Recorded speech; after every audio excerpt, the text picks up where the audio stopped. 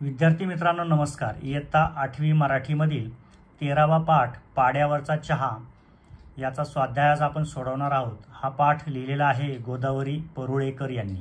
सुरू करूया। प्रश्न पहिला आहे, पाठाधारे वारली लोकांच्या खोपटाच्या बाबतीत खालील मुद्द्यांना अनुसरून वर्णन करा। पारली लोकांचं जे खोपटं असतं त्याला विशिष्ट मुद्द्यांच्या आधारे आपल्याला त्याचं वर्णन करायचं आहे। हे मुद्दे आपल्याला दिलेले आहेत। त्यातील पहिला मुद्दा आहे खोपटे वसण्याचे ठिकाण। तर याविषयीचं आपल्याला वर्णन करता येईल। बहुतांश खोपटी ही झाडांच्या सावलीत उंचवट्यावर वसवलेली असतात। पुढे खोपटे तयार करण्यासाठी वापरले जाणारे साहित्य। हे साहित्य आपल्याला पाठामध्ये दिलेलं आहे। ते साहित्य आहे कारव्या किंवा कामट्या, शेणमाती, मेढी, चौकटीची लाकडे, 4-6 वासे, काही खोपट्यांवर पेंढा किंवा पळसाची पाने असतात। हे सर्व साहित्य आपण खोपटे तयार करण्यासाठी वापरले जाते हे आपण पाठातून सहजपणे शोधून लिहू शकतो। पुढे तिसरा मुद्दा आहे दारे, खिडक्या व छप्पर। खोपटाची दारे, खिडक्या व छप्पर कशा प्रकारचे असतात याची माहिती आपल्याला द्यायची आहे। वारल्यांच्या घरांना एकच दार असते। सर्वसाधारण घरांना दिसतात तशा खिडक्या वारल्यांच्या घरांना नसतातच। भिंतीच्या कोणत्याही कारव्या किंवा कामट्या मोडून मोकळा भाग तयार करतात तीच खिडकी। भरभक्कम छप्पर नसतेच, कामट्यांचे छप्पर असते। त्यावर गवताचा पेंडा किंवा पळसाची पाने पसरतात। अशा प्रकारे दारे, खिडक्या व छप्पर याविषयी माहिती आपण इथे घेतलेली आहे। पुढे दालन। आता दालन म्हणजे काय याविषयीची माहिती द्यायची आहे। घरात भिंती घालून जे भाग पाडलेले असतात त्यांना दालन म्हणतात। वारल्यांच्या घराला एकच दालन असते, म्हणजे त्यात अनेक खोल्या नसतात।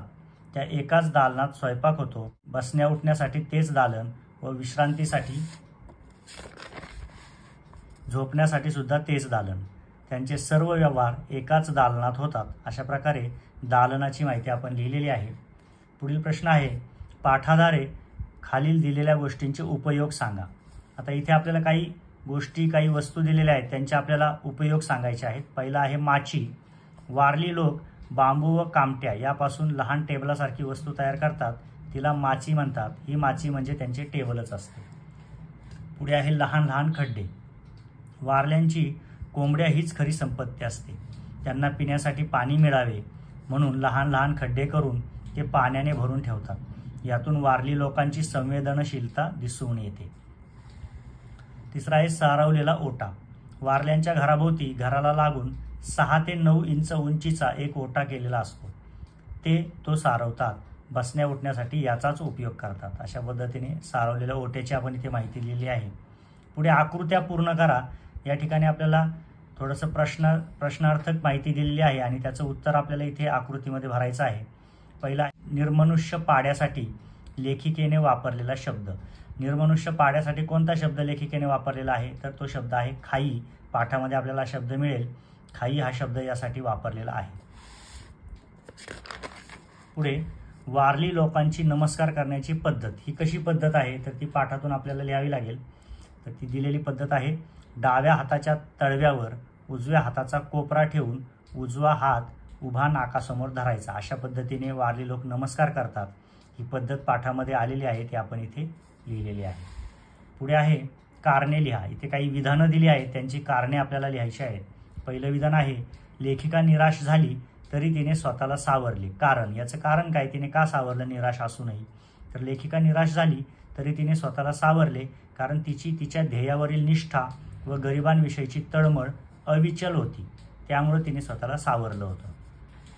पुढे आहे, लेखिका कंटाळून नाईलाजाने परतीच्या प्रवासाचा विचार करू लागली। कारण, आता ती लेखिका कंटाळून नाईलाजाने परतीच्या प्रवासाचा विचार का करू लागली हे आपल्याला लिहायचं आहे। याचं कारण आहे, लेखिका कंटाळून नाईलाजाने परतीच्या प्रवासाचा विचार करू लागली कारण ज्यांच्यासाठी ती एवढा त्रास घेऊन तिथे गेली होती त्यांच्यापैकी कोणीही तिथे येत नव्हता, तिची विचारपूस करीत नव्हता, कोणी तिची दखल घेत नव्हता। इतकेच नव्हे तर बराच वेळ गेला तरी कोणी येण्याचे चिन्हही दिसत नव्हते।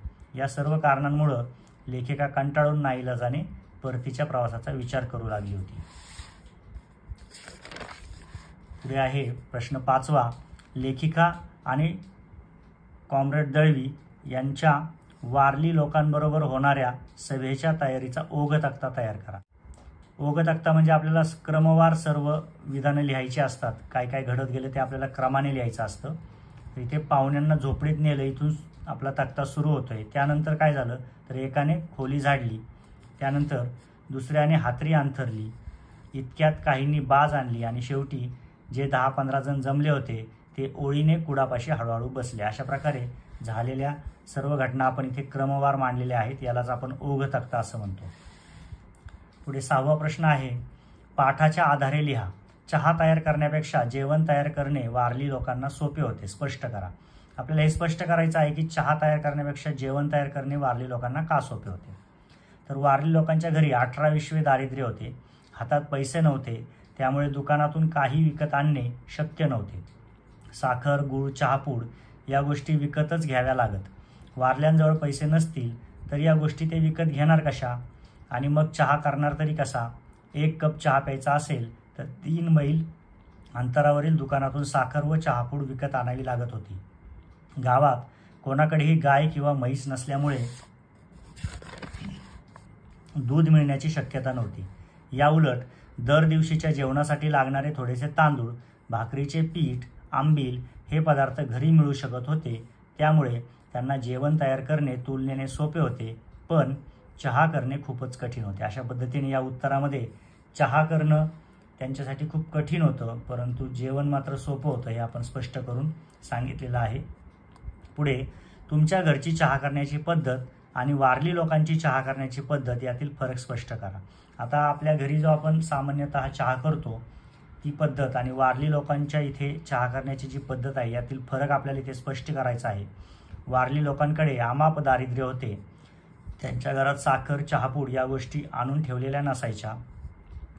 त्यामुळे चहा करणे, चहा पिणे या गोष्टी त्यांना परवडणाऱ्या नव्हत्या. क्वचित कधीतरी चहा करण्याची वेळ आलीच तर 3 मैल अंतरावरील दुकानातून चहापूड व साखर आणावी लागे. कोणाची तरी बकरी पकडून तिचे दूध काढले जाई.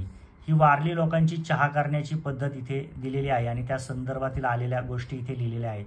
आता आपल्या घरचं आपण लिहूया.